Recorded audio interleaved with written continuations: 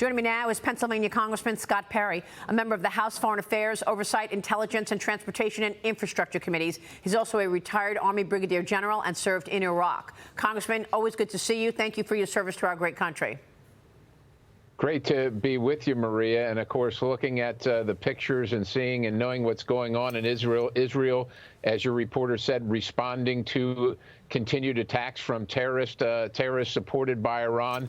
This administration, the Obama administration, were on both sides of the war. This administration continues to be on both sides of the war. Israel is left out there on their own as the United States won't provide intelligence and is refusing or holding back critical munitions. It is unforgivable, Maria. Well, unforgivable is how many Jewish voters see this. This was a red line for them when this administration decided to hold back critical weapons that Israel needed in the middle of Israel's fight for its own survival. That was the red line that voters said, you know what, this administration is clearly not ironclad relationship with Israel as they claim. But I've got another subject that I'm pretty outraged about this morning. Who makes the decisions where to send how much money? Because it is day 3 of the East Gulf Coast port strikes. Nearly half of American shipping hangs in the balance. Workers are vowing to stay on the picket line until a deal is reached. That's one story we've got going on this morning.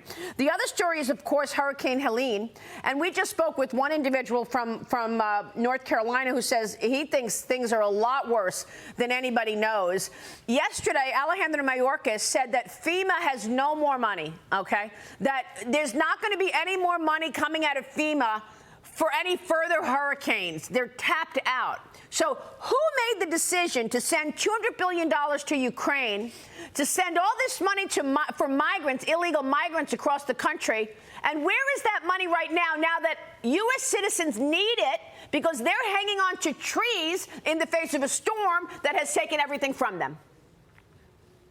You're absolutely right, Maria. Look, this is this administration. This is Alejandro Mayorkas. He's using the FEMA money to house illegal migrants here in the United States. That's not what that money's supposed to be used for, but that's exactly what he has been using it for. And I think they're just abandoning these people in North Carolina and these affected states because they don't think that they're politically on their side. So they just abandon them and make it more difficult to vote. On the port strike, obviously, look, these folks start out making double what the average income is in the district I represent. The union leaders said they're willing to sacrifice all these jobs, including the union jobs in the district that I represent.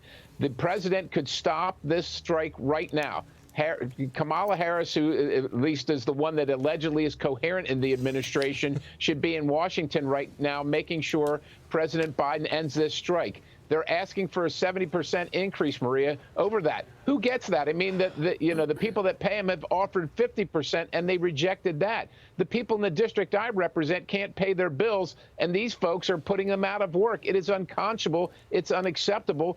And President Biden and Kamala Harris have the unilateral authority to end it immediately. Well, I mean, do you believe voters in Pennsylvania are going to react to this? I mean, some people say, look, if Trump wins Pennsylvania, he's winning the election. What's your sense of Pennsylvania right now and the vote with, 30 days plus going into this election? Yeah. It's quite outrageous that we have sent $200 billion to Ukraine, and we've spent billions and billions across the country to house illegal migrants, some of whom have come back and murdered American citizens. And now we have to hear from Alejandro Mayorkas that FEMA is tapped out, and there's no more money for anybody who needs help because of these hurricanes. So I guess my question to you is, what is going to happen here, and do you believe voters in Pennsylvania are reacting? I do think that voters are reacting. I'm out with them every day, Maria. People tell me they can't afford their groceries, they can't afford daycare, electricity bills, the normal things in life. They're sick of the new normal. They're afraid to go out on their own streets. We had a woman killed by an illegal 60 miles from here just for being out on a trail. And then, of course, they're watching what's happening around the globe. They're watching their money being wasted and the United States being embarrassed and surrendering. They're sick of this new normal, and I think they're going to make a change come about 30-some days from now. Mahek Cook, weigh in here about the vote coming in.